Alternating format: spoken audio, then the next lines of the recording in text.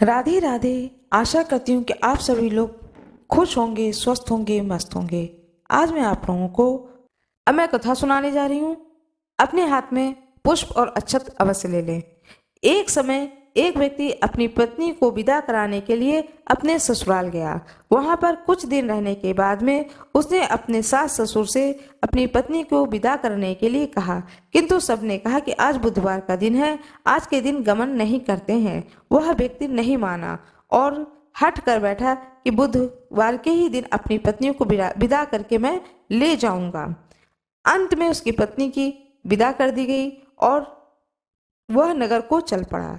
राह में उसकी पत्नी को प्यास लगी तो उसने अपने पति से कहा कि मुझे बहुत जोर से प्यास लगी है। तब वह व्यक्ति लोटा लेकर रथ से उतरकर जल लेने चला गया। जैसे ही वह व्यक्ति पानी लेकर अपनी पत्नी के निकट आया तो वह यह देखकर आश्चर्यचकित रह गया कि ठीक उसकी ही जैसी सूरत वाला, उसकी जैसी ही वेशभूषा वाला एक व्यक्ति उसके पत्नी के साथ रथ में बैठा हुआ है। उसको अत्यंत क्रोध आया और उसने कहा कि तू कौन है जो मेरी पत्नी के निकट कैसे बैठा है। दूसरा व्यक्ति बोला, यह मेरी पत्नी है, मैं अभी अभी ससुराल से विदा कराकर ला रहा हूँ। वे दोनों व्यक्ति आपस में झगड़ने लगे। तभी राज्य के सिपाही आए और जो व्यक्ति लोटा लेकर जल लेने गया था उस व्यक्ति को पकड़ लिया और कहा कि चलो अब इसको नगर में राजा के समक्ष ले चलते हैं। साथ ही स्त्री से भी पूछा गया कि तुम बताओ तुम्हारा असली पति कौन है। अब पत्नी भी चुप हो गई क्योंकि दोनों ही व्यक्ति एक जैसे थे। वह किसी प्रकार अपने पति को नहीं पहचान सकी। तब वह स्त्री बुधवार भगवान को याद करने लगी, गणेश भगवान को याद करने लगी।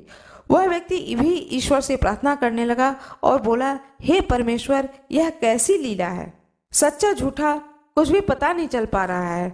तभी आकाशवाणी हुई कि हे मूर्ख, आज बुधवार के दिन तुझे गमन नहीं करना था, तूने किसी की बात की नहीं मानी। यह सब लीला बुद्ध देव भगवान की है। उस व्यक्ति ने बुद्ध देव से प्रार्थना करी और अपनी गलती के लिए क्षमा मांगी। तब बुद्ध देव जी अंतर्ध्यान हो गए और वह अपनी स्त्री को लेकर घर आया तथा बुधवार का व्रत वे दोनों पति पत्नी नियम पूर्वक करने लगे। जो व्यक्ति इस कथा को श्रवण करता तथा सुनता है उसको बुधवार के दिन यात्रा करने का कोई दोष नहीं लगता है, उसको सब प्रकार के सुखों की प्राप्ति होती है। भगवान बुद्ध की जय हो, भगवान गणेश की जय हो, भोले बाबा की जय हो।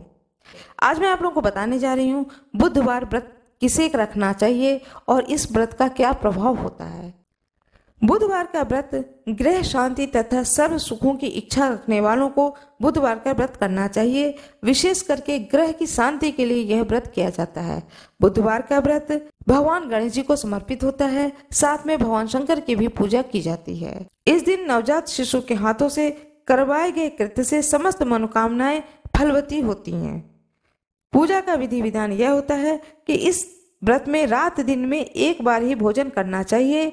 इस व्रत के समय हरी वस्तुओं का उपयोग करना श्रेष्ठ होता है। व्रत के अंत में शंकर जी की पूजा धूप बेलपत्र आदि से करनी चाहिए। भगवान गणेश को दुर्वा चढ़ाना चाहिए और साथ ही बुधवार की कथा को सुनकर आरती के बाद प्रसाद देकर जाना चाहिए। बीच में ही नहीं चले जाना चाहिए। इस दिन उत्तर दिशा की यात्रा नहीं करनी चाहिए। 8 वार की कथा सुनाने जा रही हूँ। कृपया मेरे वीडियो में अंत तक बने रहिएगा। वीडियो पसंद आए तो कृपया लाइक जरूर कर दीजिएगा, चैनल को सब्सक्राइब कर दीजिएगा, बेल आइकन दबाना ना भूलिएगा। एक गांव में एक माँ और बेटा रहते थे और बहू भी साथ में रहती थी।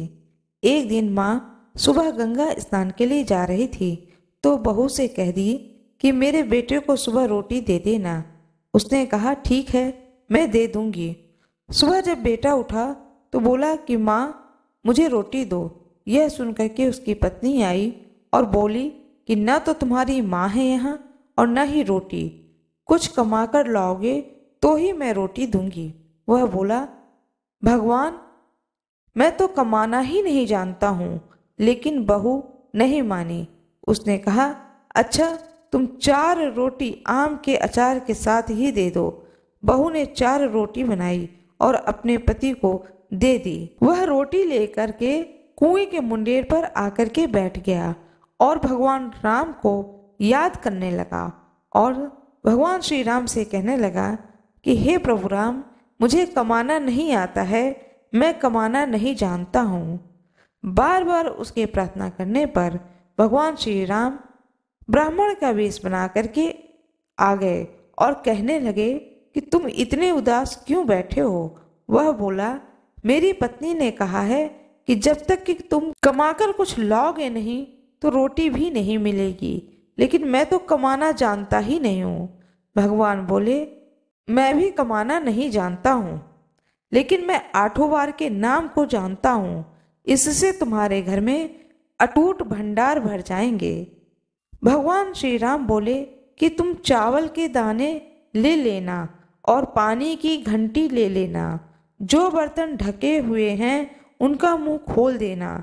जो घर के बर्तन उल्टे पड़े हैं उन्हें सीधा कर देना। भगवान के रूप में ब्राह्मण ने कथा कही और उसने सुनी। रविवार, सोमवार, मंगलवार, बुधवार, बृहस्पतिवार, शुक्रवार, शनिवार, आठों वारों का आसरा भरियो, पीहर सासरा। इसके बाद उसके घर में अटूट भंडार होते चले गए। घर पहुंचा तो उसकी पत्नी ने पूछा कि क्या लाए हो। उसने कहा कि आठों वारों का नाम लाया हूँ। पत्नी ने सोचा चलो कुछ तो लाया है। पति फिर बोला कि चावल के दाने और पानी की घंटी ले आओ। जो औंधे मुंह पड़े हैं बर्तन उन्हें सीधा कर दो। जो ढके हुए रखे बर्तन उनका मुंह खोल दो। पत्नी ने ऐसा ही किया। फिर पति ने कही कि आओ और कथा को सुनो। पत्नी ने सुनी। रविवार, सोमवार, मंगलवार, बुधवार, बृहस्पतिवार, शुक्रवार, शनिवार, आठों वारों का आसरा भरियो, पीहर सासरा और अटूट भंडार भरते चलियो। इस प्रकार पति ने कथा कहते समय कही। इस प्रकार से उसके घर में अटूट भंडार भरने लगे। अपनी पत्नी से एक दिन उसने कहा कि मैं अपनी बेटी से मिलने जा रहा हूँ। फटे से कपड़े पहन बेटी के यहाँ गया तो बच्चे बोले कि नाना आए हैं, नाना आए हैं।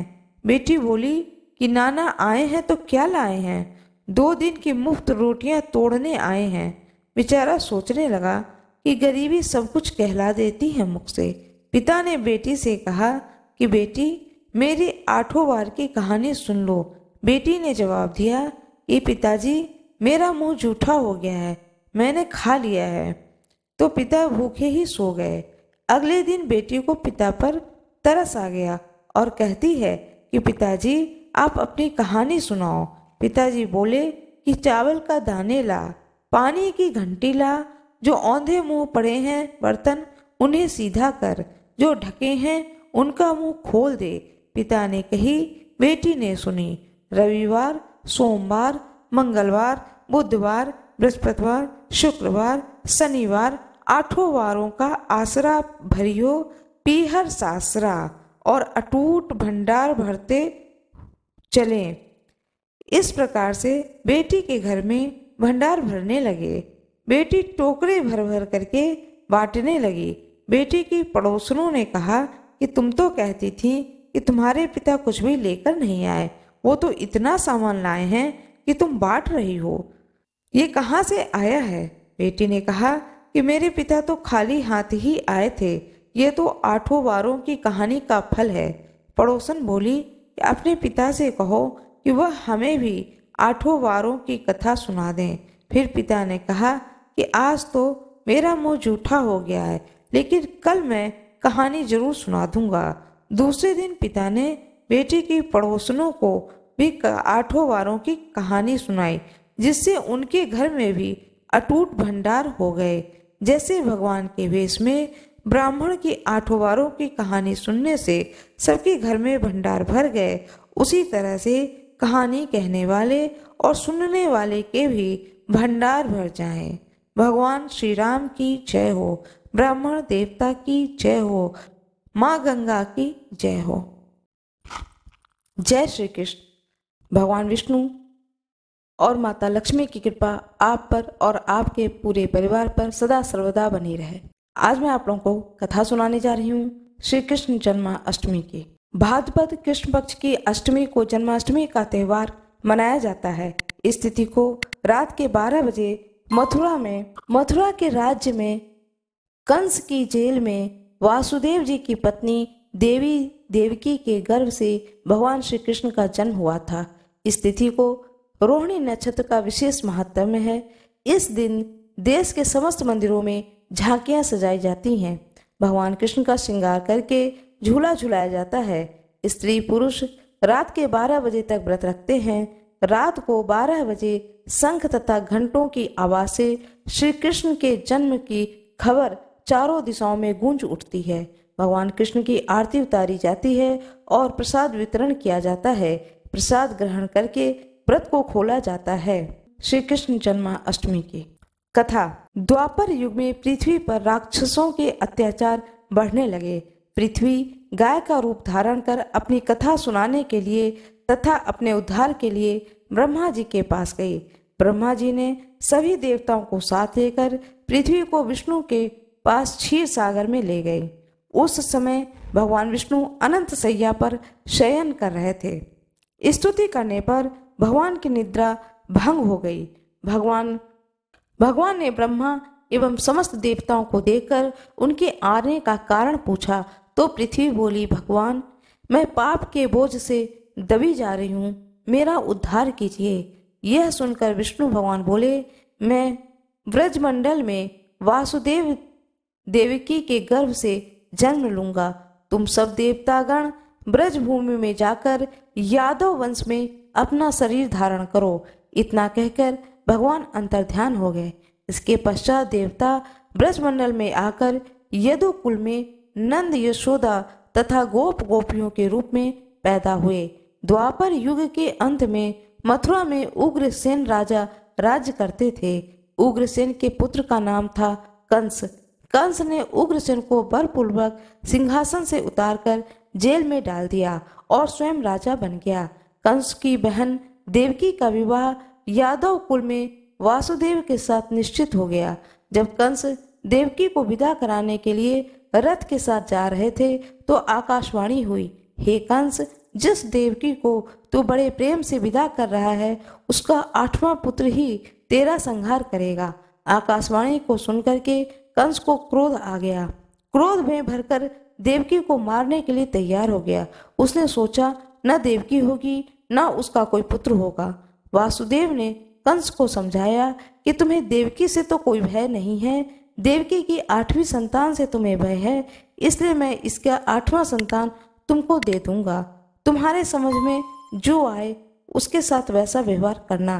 कंस ने वासुदेव जी की बात को स्वीकार कर ली और वासुदेव जी को कारागार में बंद कर दिया। तत्काल नारद जी वहां आ गए और कंस से बोले, यह कैसे पता चलेगा कि 8वां गर्भ कौन सा है? गिनती प्रथम या अंतिम गर्भ से शुरू होगी।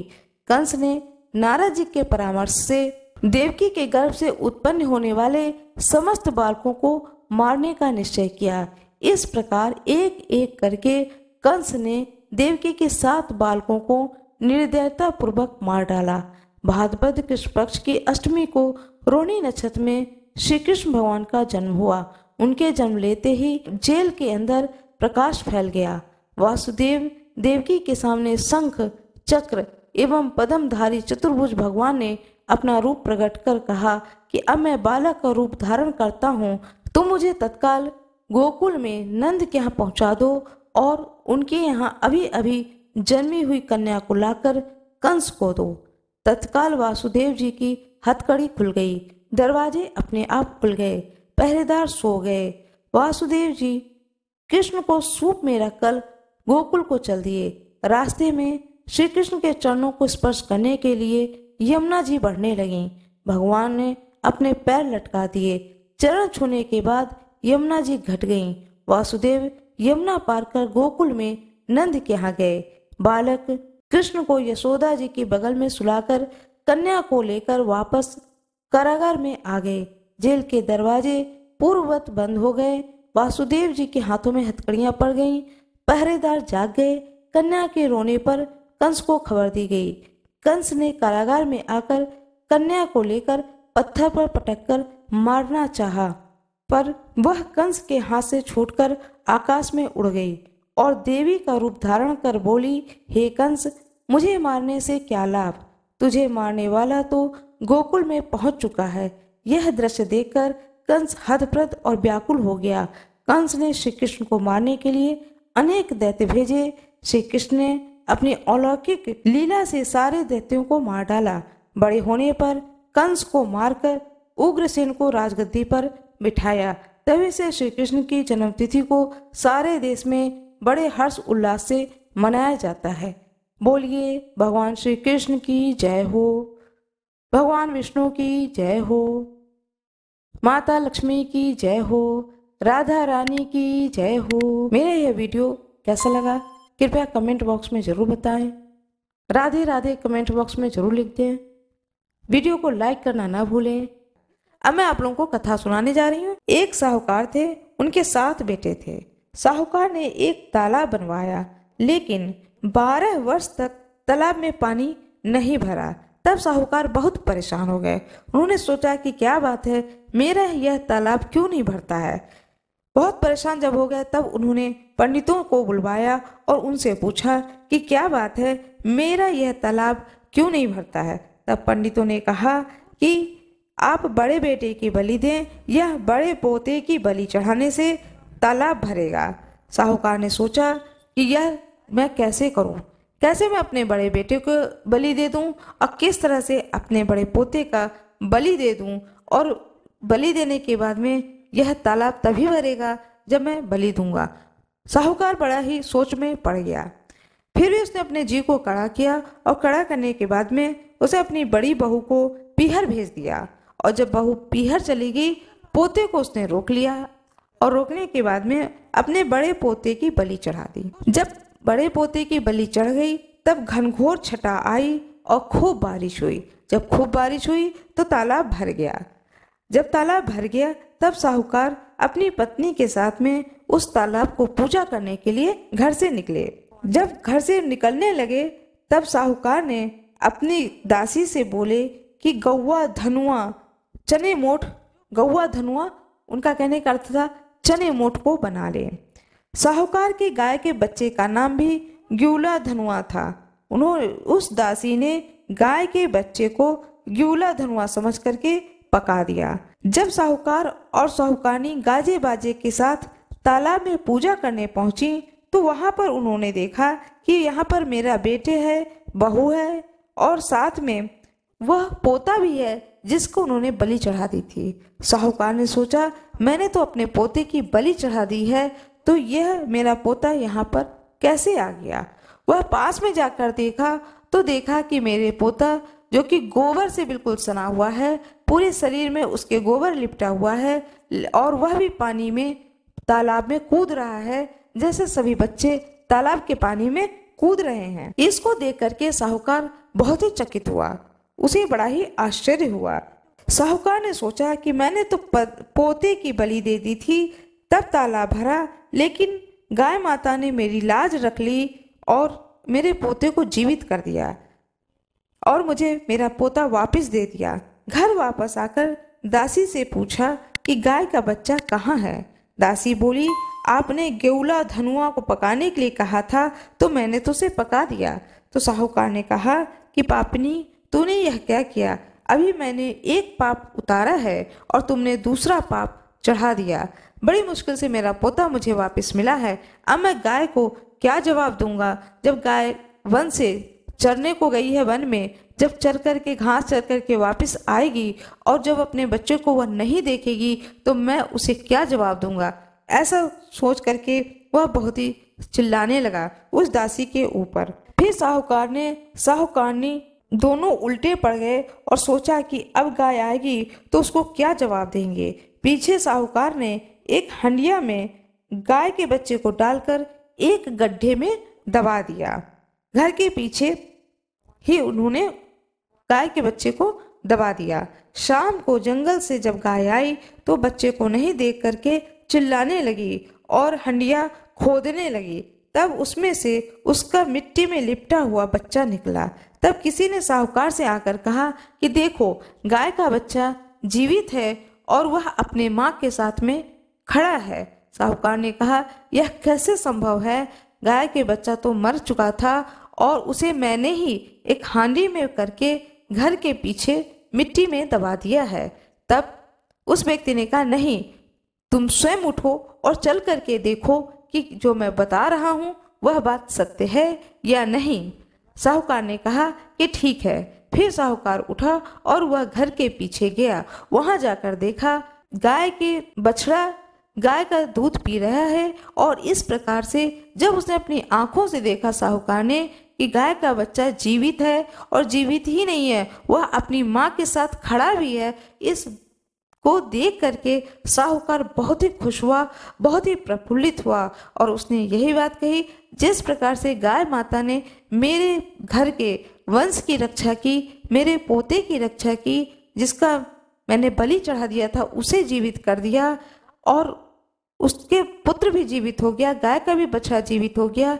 इसी तरह से गाय माता हर उस पुत्र की रक्षा करे जिसकी माँ गाय की पूजा करती हैं, गाय की उपासना करती हैं। जिस तरह से मेरे घर में यह सुख के दिन लौटे, इसी प्रकार से सुख के दिन हर घर में लौटे। इस तरह से गाय बछारस की पूजा की जाती है, गाय बछारस की यह कथा सुनी जाती है, और कथा सुनने के बाद में भोजन ग्रहण किया जाता है। मेरा ये वीडियो कैसा लगा कृपया कमेंट बॉक्स में जरूर बताएं। वीडियो को लाइक करना ना भूलें, चैनल को सब्सक्राइब करें। कुमकुम चंदन लेपित लिंगम अष्टदरिद्र विनाशक लिंगम तत्प्रणमामि सदा शिवलिंगम तत्प्रणमामि सदा शिवलिंगम। श्री शिवाय नमस्तोभ्यम। एक नगर में एक ब्राह्मणी रहती थी। उसके पति का स्वर्गवास हो गया था। उसका अब कोई आश्रयदाता नहीं था, इसलिए प्रातः होते ही वह अपने पुत्र के साथ भीख मांगने निकल पड़ती थी। भिक्षाटन से वह स्वयं वह पुत्र का पेट पालती थी। एक दिन ब्राह्मणी घर लौट रही थी तो उसे एक लड़का घायल अवस्था में कराहता हुआ मिला। ब्राह्मणी दयावश उसे अपने घर ले आई। वह लड़का विदर्भ का राजकुमार था। शत्रु सैनिकों ने उसके राज्य पर आक्रमण करके उसके पिता को बंदी बना लिया था और राज्य पर नियंत्रण कर लिया था। इसलिए वह राजकुमार इधर उधर भटक रहा था। राजकुमार ब्राह्मण पुत्र के साथ ब्राह्मणी के घर में रहने लगा। तभी एक दिन अंशुमति नामक एक गंधर्व कन्या ने उस राजकुमार को देखा तो वह उस पर मोहित हो गई। अगले दिन अंशुमति अपने माता पिता को राजकुमार से मिलाने लाई। उन्हें भी राजकुमार पसंद आ गया। कुछ दिनों के बाद अंशुमति के माता पिता को शंकर भगवान ने स्वप्न में आदेश दिया कि राजकुमार और अंशुमति का विवाह करा दिया जाए। उन्होंने जैसा कहा वैसा ही अंशुमति के माता पिता ने किया। ब्राह्मणी प्रदोष व्रत करती थी। उस व्रत के प्रभाव से गंधर्व राज की सेना की सहायता से राजकुमार ने विदर्भ से शत्रुओं को खदेड़ दिया और पिता के राज्य को पुनः प्राप्त किया और आनंद पूर्वक रहने लगा। राजकुमार ने ब्राह्मण पुत्र को अपना प्रधानमंत्री बनाया। ब्राह्मणी के प्रदोष व्रत के महात्म्य से जैसे राजकुमार और ब्राह्मण पुत्र दोनों ही के दिन फिरे, वैसे ही भगवान शंकर अपने दूसरे भक्तों के दिन भी फेरते हैं। भोलेनाथ के अभिषेक, रुद्राभिषेक और श्रृंगार का विशेष महत्व है। इस दिन सच्चे मन से भोलेनाथ की पूजा करने से मनोवांछित फल की प्राप्ति होती है। कोई भी लड़का या लड़की अपने शादी विवाह में जो भी अड़चने आ रही हैं अथवा संतान प्राप्ति की इच्छा से इस दिन पंचगव्य से महादेव का अभिषेक करना चाहिए। वहीं ऐसे जातक जिन्हें लक्ष्मी जी की प्राप्ति और कैरियर में सफलता की कामना हो, उन्हें दूध से अभिषेक करने के बाद शिव जी पर फूलों की माला अर्पित करनी चाहिए। मान्यता है कि ऐसा करने से भोलेनाथ अत्यंत प्रसन्न होते हैं और मनोकामना की पूर्ति करते हैं। हर हर महादेव। ओम नमः शिवाय। भगवान गणेश की जय हो, भोले बाबा की जय हो, माता पार्वती की जय हो। हर हर महादेव। मेरा ये वीडियो कैसा लगा कमेंट बॉक्स में अवश्य बताएं। कमेंट बॉक्स में हर हर महादेव अवश्य लिख दें। अनंत चतुर्दशी की कथा सुनाने जा रही हूँ। हाथ में पुष्प और अक्षत ले लें। महाराज युधिष्ठिर ने जब राजसूय यज्ञ किया तब उस समय मंडप इतना मनोरम बनवाया कि जल स्थल की भिन्न प्रतीत ही नहीं होती थी। कहीं से टहलते टहलते दुर्योधन भी यज्ञ मंडल पर आ गया और द्रौपदी ने यह देखकर उपहास कर दिया कि अंधों की संतान अंधी ही होती है। यह बात उसके हृदय में बाण जैसे लगी तथा बदला लेने की मन में दुर्योधन ने ठान लिया। कुछ दिनों बाद ही उसने पांडवों को बुलाकर द्वित क्रीड़ा में परास्त किया। हार होने पर उसने प्रतिज्ञा अनुसार 12 वर्ष का वनवास दिया। एक दिन भगवान कृष्ण जब मिलने गए तभी युधिष्ठिर ने यह सब वृतांत सुनाया और उसे दूर करने का उपाय पूछा। तब भगवान कृष्ण बोले कि विधि पूर्वक अनंत भगवान का व्रत करो, तुम्हारा खोया राज्य पुनः प्राप्त हो जाएगा। उसके बाद श्री कृष्ण ने कथा सुनाई। प्राचीन काल में एक सुमंत नामक ब्राह्मण के सुशीला नाम की एक कन्या थी। ब्राह्मण ने बड़ी होने पर उसका विवाह कौंडिल्य ऋषि के साथ कर दिया। कौंडिल्य ऋषि सुशीला को लेकर अपने आश्रम की ओर चले। रास्ते में ही संध्या हो गई। ऋषि नदी के किनारे संध्या करने लगे। सुशीला ने देखा कि वहीं पर बहुत सी स्त्रियां किसी देवता की पूजा कर रही हैं। तब उसने पास जाकर पूछा कि आप सब किसकी पूजा कर रही हैं। तभी सभी ने सुशीला को अनंत व्रत की महिमा बताई। सुशीला ने उसी व्रत का अनुष्ठान किया और 14 गांठे वाली डोरा हाथ में बांधकर ऋषि कौंडिल्य के पास आई। कौंडिल्य ने सुशीला के हाथ में बंधे डोरे का रहस्य पूछा। सुशीला ने जब हाल कह सुनाया, कौंडिल्य ऋषि ने डोरा तोड़कर अग्नि में डाल दिया। इससे भगवान अनंत का अत्यंत अपमान हुआ। परिणाम यह हुआ कि ऋषि सुखी न रह सके और उनकी धन दौलत समाप्त हो गई। तब उन्होंने सुशीला से इसका कारण पूछा तो सुशीला ने अनंत डोरे की याद दिलाई। कौंडिल्य ऋषि पश्चाताप करने लगे और पश्चाताप से उद्विग्न होकर डोरे के लिए वन को चले गए। वन में काफी दिनों तक घूमते घूमते वे एक दिन भूमि पर गिर पड़े। तब अनंत भगवान ने उन्हें दर्शन दिया और बोले कि हे कौंडिल्य, तुमने मेरा तिरस्कार किया था, तभी से तुम्हें इतना कष्ट भोगना पड़ा। ज्ञान हो गया हो तो अब घर जाकर अनंत का अनुष्ठान 14 वर्षों तक करो। इससे तुम्हारा दुख दारिद्र्य मिट जाएंगे तथा धन धान्य से संपन्न हो जाओगे। कौंडिल्य ने घर पर जाकर 14 वर्षों तक अनंत भगवान का व्रत एवं अनुष्ठान करा, जिससे कि वह सुखी व संपन्न हो गए। भगवान विष्णु की जय हो, माता लक्ष्मी की जय हो। एक बहुत ही रोचक कथा है रामायण में, जिससे पता चलता है कि भगवान विष्णु और भगवान शिव दोनों में कितना गहरा प्रेम संबंध है।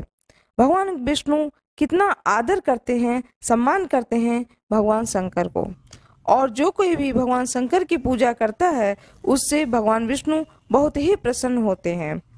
जैसा कि आप सभी लोग जानते हैं, आपने भी सुना होगा कि नारद जी एक बार जाते हैं विष्णु लोक में और जाके भगवान विष्णु से कहते हैं कि हे नारायण, मैंने कामदेव को जीत लिया है।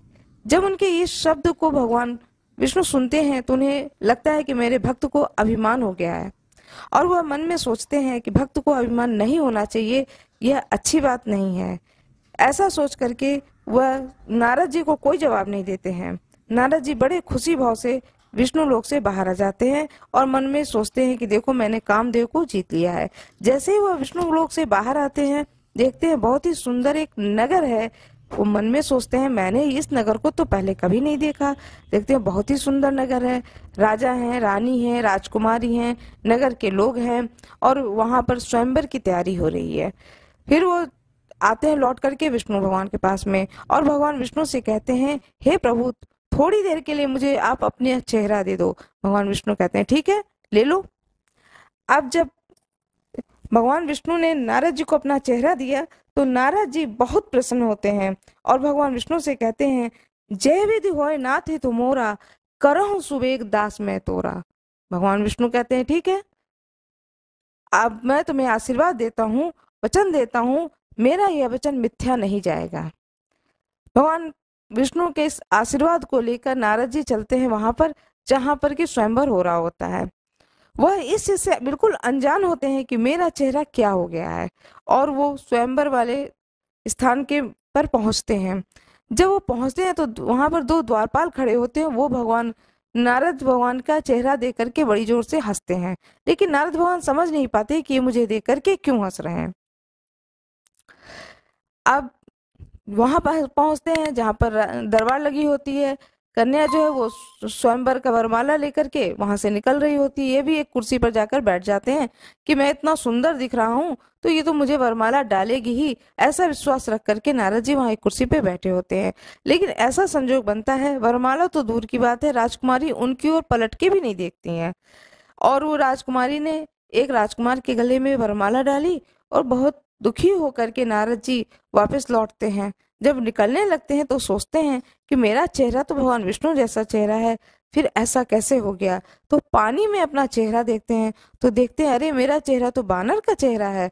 बस उनको तो बहुत ही क्रोध आ जाता है और वो भगवान विष्णु को देखते हैं कि भगवान विष्णु सामने से चले आ रहे हैं। भगवान विष्णु को बहुत सुनाते हैं, कहते हैं तुम पर किसी का हाथ तो है नहीं, जो चाहते हो सो करते हो। भगवान विष्णु शंकर भगवान को तुमने विष पिला दिया, मेरे साथ में मुझे ऐसा चेहरा दे दिया, तुम पर कैसे कोई विश्वास करेगा। सदा तुम छल और कपट का व्यवहार करते हो। विष्णु भगवान ने माया लोक से जो माया रची थी वह पूरी माया ही खींच लेते हैं। तब नारद जी को आभास होता है कि तह नहीं रमा न राजकुमारी, वह न तो कोई रमा है न कोई राजकुमारी है। और जो राजकुमारी स्वयंवर में खड़ी थी वो भगवान विष्णु के साथ में खड़ी स्वयं माता लक्ष्मी है। जब नारद जी इस चीज को देखते हैं तब उन्हें आभास होता है कि मुझसे तो बहुत भारी गलती हो गई और वह बहुत पश्चाताप करते हैं, भगवान विष्णु से बहुत क्षमा मांगते हैं। विष्णु भगवान ने कहा यह जो कुछ भी घटना घटी है यह मेरी इच्छा से घटी है, इसमें तुम्हारा कोई दोष नहीं है। फिर भी तुमने जो मुझे अपशब्द बोला है इसके लिए तुम इस पाप से मुक्त हो सकते हो। शंकर भगवान का 7 नाम जाकर पढ़ो, भगवान शंकर का 100 नाम जाकर पढ़ो, तुम्हें इस पाप से मुक्ति मिल जाएगी। सोचने की बात है कि जिस पाप से मुक्ति इंसान को शंकर भगवान के 100 नाम पढ़ने से हो सकता है, तो क्या इस संसार में कोई भी चीज की प्राप्ति शंकर भगवान के नाम लेने से नहीं हो सकती है। इसे तो स्वयं भगवान विष्णु ने कहा है और ये कथा तुलसीदास जी ने रामचरितमानस में कही है।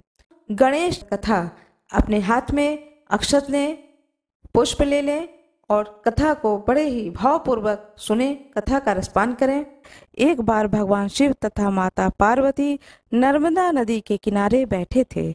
यहाँ माता पार्वती ने भगवान शिव से समय व्यतीत करने के लिए चौपड़ खेलने को कहा। शिव चौपड़ खेलने के लिए तैयार हो गए, परंतु इस खेल में हार जीत का फैसला कौन करेगा, यह प्रश्न उनके समक्ष उठा तो भगवान शिव ने कुछ तिनके एकत्रित कर उसका एक पुतला बनाकर उसकी प्राण प्रतिष्ठा कर दी और पुतले से कहा, बेटा हम चौपड़ खेलना चाहते हैं, परंतु हमारी हार जीत का फैसला करने वाला कोई नहीं है, इसलिए तुम बताना कि हम दोनों में से कौन हारा और कौन जीता। उसके बाद भगवान शिव और माता पार्वती का चौपड़ खेल शुरू हो गया। यह खेल 3 बार खेला गया और संयोग से तीनों बार माता पार्वती ही जीत गईं।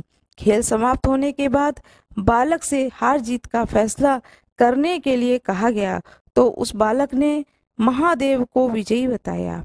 यह सुनकर माता पार्वती क्रोधित हो गईं और क्रोध में उन्होंने बालक को लंगड़ा होने, कीचड़ में पड़े रहने का श्राप दे दिया। बालक ने माता पार्वती से माफी मांगी और कहा कि यह मुझसे अज्ञानतावश हुआ है, मैंने किसी द्वेष भाव में ऐसा नहीं किया है। बालक द्वारा क्षमा मांगने पर माता ने कहा, यहाँ गणेश पूजन के लिए नाग कन्याएं आएंगी, उनके कहे अनुसार तुम गणेश व्रत करो, ऐसा करने से तुम मुझे प्राप्त करोगे। यह कहकर माता पार्वती भगवान शिव के साथ कैलाश पर्वत पर चली गईं। 1 वर्ष के बाद उस स्थान पर नाग कन्याएं आईं। तब नाग कन्याओं से श्री गणेश के व्रत की विधि मालूम करने पर उस बालक ने 21 दिन लगातार गणेश जी का व्रत किया। उसकी श्रद्धा से गणेश जी प्रसन्न हुए। उन्होंने बालक को मनोवांछित फल मांगने के लिए कहा। उस पर उस बालक ने कहा, हे विनायक, मुझ में इतनी शक्ति दीजिए कि मैं अपने पैरों से चलकर अपने माता पिता के साथ कैलाश पर्वत पर पहुंच सकूं और वे हम मुझे देख करके प्रसन्न हों। तब बालक को वरदान देकर श्री गणेश अंतर्ध्यान हो गए। इसके बाद वह बालक कैलाश पर्वत पर पहुंचा और कैलाश पर्वत पर पहुंचने की अपनी कथा उसने भगवान शिव को सुनाई। चौपड़ वाले दिन से माता पार्वती शिव जी से विमुख हो गई थीं। अतः देवी के रुष्ट होने पर भगवान शिव ने भी बालक के बताए अनुसार 21 दिनों तक श्री गणेश का व्रत किया। इस व्रत के प्रभाव से माता पार्वती के मन से भगवान शिव के लिए जो नाराजगी थी वह समाप्त हो गई। यह व्रत विधि भगवान शंकर ने माता पार्वती को बताई। यह सुनकर माता पार्वती के मन में भी अपने पुत्र कार्तिकेय से मिलने की इच्छा जागृत हुई। तब माता पार्वती ने भी 21 दिनों तक श्री गणेश का व्रत किया तथा दूर्वा, फूल और लड्डुओं से गणेश जी की पूजा और अर्चना की। व्रत के 21वें दिन कार्तिकेय जी स्वयं माता पार्वती जी से मिलने आ गए। उस दिन से श्री गणेश चतुर्थी का यह व्रत समस्त मनोकामनाओं की पूर्ति करने वाला व्रत माना जाता है। इस व्रत को करने से मनुष्य के सारे कष्ट दूर होकर मनुष्य को समस्त सुख सुविधाएं प्राप्त होती हैं। भगवान गणेश की जय, भोलेनाथ की जय, पार्वती माता की जय, भगवान विष्णु की जय हो, माता लक्ष्मी की जय हो। बृहस्पतिवार की कथा मैं सुनाने जा रही हूँ। इस दिन बृहस्पतिवार को भगवान विष्णु जी की पूजा होती है और यह व्रत सुख और वैभव के लिए किया जाता है। पूजन का विधान इस प्रकार है। बृहस्पतिवार के दिन जो कोई भी व्रत करते हैं वह एक समय ही भोजन करते हैं। पीले वस्त्र को धारण करना चाहिए, पीले पुष्प को भगवान को चढ़ाना चाहिए, भोजन में चने की दाल होना चाहिए, नमक नहीं खाना है। इस दिन पुरुषों को बाल या दाढ़ी नहीं बनवानी चाहिए, स्त्रियों को बाल नहीं धोने चाहिए। पीले रंग के फूल का माला भगवान विष्णु को चढ़ाना चाहिए, पीले कपड़े भगवान विष्णु को चढ़ाना चाहिए, पीले चंदन से भगवान को तिलक करना चाहिए। पूजन के पश्चात कथा सुननी चाहिए। जो भी भोग लगाए उसमें चने की दाल हो, मुनक्का हो, गुड़ हो, यह भोग लगाया जाता है। इस व्रत के करने से बृहस्पति भगवान अति प्रसन्न होते हैं। धन तथा अन्न और विद्या व रूपवान पत्नी का लाभ होता है। स्त्रियों के लिए व्रत अति आवश्यक है। इस व्रत में केले का पूजन किया जाता है। कथा सुनाने जा रही हूँ। अपने हाथ में पुष्प और अक्षत ले लें। किसी गांव में एक साहूकार रहता था जिसके घर में अन्न, वस्त्र और धन किसी चीज की कोई कमी नहीं थी, परंतु उसकी स्त्री बहुत ही कृपण थी। किसी भिक्षार्थी को कुछ नहीं देती थी, सारे दिन घर के कामकाज में लगी रहती थी। एक समय एक साधु महात्मा बृहस्पतिवार के दिन उसके द्वार पर आए और भिक्षा की याचना की। स्त्री उस समय घर के आंगन को लीप रही थी। इस कारण साधु महाराज से कहने लगे, हे महाराज, इस समय तो मैं घर लीप रही हूँ, आपको कुछ नहीं दे सकती, फिर किसी अवकाश के समय आना। साधु महात्मा खाली हाथ चले गए। कुछ दिन के पश्चात वही साधु महाराज आए, उसी तरह भिक्षा मांगी। साहूकारनी उस समय लड़के को खिला रही थी। कहने लगी, हे महाराज, मैं क्या करूं, अवकाश नहीं है, इसलिए आपको भिक्षा नहीं दे सकती। तीसरी बार महात्मा आए तो उसने उन्हें उसी तरह से टालना चाहा, परंतु महात्मा जी कहने लगे कि यदि तुमको बिल्कुल ही अवकाश हो जाए तो मुझको भिक्षा दोगी। साहूकार की पत्नी कहने लगी, हाँ महाराज, यदि ऐसा हो जाए तो आपकी बड़ी कृपा होगी। साधु महात्मा जी कहने लगे कि अच्छा, मैं एक उपाय बताता हूँ। तुम बृहस्पतिवार के दिन चढ़ने पर उठो, सारे घर में झाड़ू लगाकर कूड़े को एक कोने में जमा करो, घर में चौका इत्यादि मत लगाओ। फिर स्नान आदि करके घर वालों से कह दो कि उस दिन सब हजामत अवश्य बनवाएं। रसोई बनाकर चूल्हे के पीछे रखा करो। सामने कभी भी खाना बना करके चूल्हे के सामने नहीं रखना है, चूल्हे के पीछे खाना बना करके रखो। सायंकाल को अंधेरा होने के बाद दीपक जलाया करो तथा बृहस्पतिवार को पीले वस्त्र मत धारण करो, न पीले रंग की चीजों का भोजन करो। यदि ऐसा करोगी तो तुम्हारे घर का कोई भी काम तुम्हें नहीं करना पड़ेगा। साहूकारनी ने कहा कि ठीक है महाराज, और उसने ऐसा ही किया। बृहस्पतिवार के दिन जब दिन चढ़ आया तब वह उठी, झाड़ू लगाकर कूड़े को घर में जमा कर दिया। पुरुषों ने हजामत बनवाई, भोजन बनवाकर चूल्हे के पीछे रख दिया। वह सब बृहस्पतिवार को ऐसा करती रही। अब कुछ काल बाद उसके घर में खाने को दाना न रहा। थोड़े दिनों में महात्मा फिर आए और भिक्षा मांगी, परंतु सेठानी ने कहा कि महाराज, मेरे घर में खाने को अन्न नहीं है, तो मैं आपको क्या दे सकती हूँ। तब महात्मा ने कहा कि जब तुम्हारे घर में सब कुछ था तब भी तुम कुछ नहीं देती थी, अब पूरा पूरा अवकाश है तब भी कुछ नहीं दे रही हो, तुम क्या चाहती हो। तो वह बोली। तब सेठानी ने हाथ जोड़कर प्रार्थना की कि महाराज, अब कोई ऐसा उपाय बताओ कि मेरे पहले जैसे धन मेरे घर में भर जाएं। अब मैं प्रतिज्ञा करती हूँ कि अवश्य ही जैसा आप कहेंगे वैसा ही करूंगी। तब महात्मा जी ने कहा कि बृहस्पतिवार को प्रातः काल उठकर स्नान आदि से निवृत्त होकर घर को गौ के गोबर से लीपो तथा घर के पुरुष हजामत ना बनवाएं, भूखों को अन्न जल देती रहना, ठीक सायंकाल दीपक जलाओ। यदि ऐसा करोगी तो तुम्हारी सब मनोकामनाएं भगवान बृहस्पति जी की कृपा से पूर्ण होंगी। सेठानी ने ऐसा ही किया और उसके घर में धन वैसा ही भर गया जैसे पहले था। इस प्रकार बृहस्पति भगवान की कथा से अनेक प्रकार के सुख भोग कर दीर्घ काल तक जीवित रही। भगवान बृहस्पति की जय हो, महात्मा जी की जय हो। अब मैं दूसरी कथा सुनाने जा रही हूँ। जो आपके हाथ में पुष्प है, चावल है, उसे भगवान बृहस्पति भगवान के सामने, प्रतिमा के सामने अर्पित कर दें। लक्ष्मी माता की जय हो, भगवान विष्णु की जय हो। मेरा यह वीडियो कैसा लगा कृपया कमेंट बॉक्स में जरूर बताएं। वीडियो को लाइक जरूर कर दें, कृपया वीडियो को सब्सक्राइब जरूर कर दें, बेल आइकन दबाना न भूलें। जो कोई भी इस वीडियो पर नए हो वीडियो को लाइक जरूर करें। धन्यवाद।